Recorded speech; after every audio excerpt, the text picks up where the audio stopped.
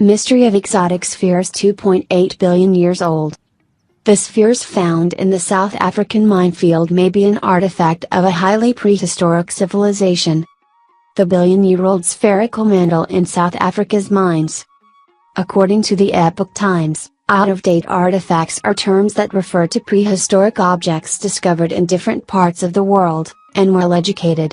The art goes far beyond creating them.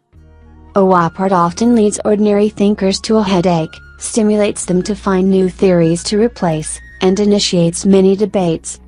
Klerksdorp spheres. Michael Cremo, a prehistoric cultural researcher, travels the world to gather information about OP art artifacts. In 1984, the Cremo contacted Rolf Marx, the manager of the Klerksdorp Museum, South Africa, to study the strange spheres called Klerksdorp, which are now housed here. They are found at the mines in South Africa. Cremo compiles his findings into the famous book Forbidden Archaeology, The History of Human Shroud. Marx describes Klerksdorp spheres about 2.8 billion years old, with very hard surfaces and fibrous structures inside. Marx feels they are quite weird and confusing. There is nothing scientific about the sphere. They are found in the pyrophyllite kaolin quarry, near the small town of Ottosdal in the western Transvaal. This kaolin was formed from sediment about 2.8 billion years ago. This is a relatively soft mineral with an index of 3 in the Mohs scale from 1 to 10 to classify the hardness of the mineral, in which the talc is the softest, the hardest diamond, Cremo said.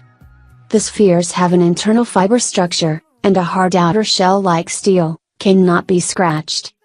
According to Cremo and other researchers, the Klerksdorp spheres add to evidence that intelligent life existed on Earth long before the time when it was common. Many people believe that the Klerksdorp sphere formed by the natural process is called aggregation, the accumulation and hardening of minerals. Some Klerksdorp spheres have an elliptical shape with rough ridges around the central area. But others have shapes and proportions.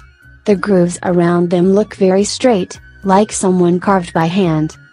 They are less likely to form naturally, who advocate the spherical hypothesis created by intelligent beings. In 2002, the Klerksdorp Museum published a letter from John Hund in Pietersburg, South Africa, on the website. According to geologist Paul V. Heinrich, the statement made in the letter has not been verified and it was later removed. Hunt says one of the spheres has been tested at the California Institute of Space. The scientists came to the conclusion, the sphere is very balanced nature, exceeding the limits of their measurement technology. It's a perfect 100,000th of an inch. Moqui marbles in Utah, USA. In Utah, similar spheres are known as Moqui balls or Moqui balls, dating to about 2 million years. Legend has it that the lost ancestors of the Native American Hopi played games with marbles and left them as a message to their relatives, showing they were still happy and well.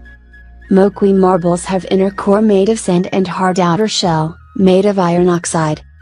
Heinrich's experiments on one of the Klerksdorp spheres show that it has hematite, iron oxide minerals. Heinrich also discovered another Klerksdorp sphere made of wollastonite, along with hematite and goethite, a hydrophobic iron oxide. The bacteria could have helped shape spheres as a byproduct of their growth, said Dr. Carrie Weber of the University of Nebraska-Lincoln. Geologist Dave Crosby conducted a study in Utah, where Moqui marbles were discovered, initially suggesting a meteorite impact that disperses melted spheres, then condensed in sand. However, when investigating further, Crosby did not find any evidence of the impact of the meteorite impact. Later, he developed a hypothesis concerning rainwater dissolving iron minerals, and bringing them underground. Then, the iron will be deposited around the sand particles, forming the sphere. Cremo and a number of other researchers support the view that OP art is evidence of prehistoric advanced civilization. The scientific community needs to be brave and more willing to acknowledge the evidence that may be opposed to current popular perception.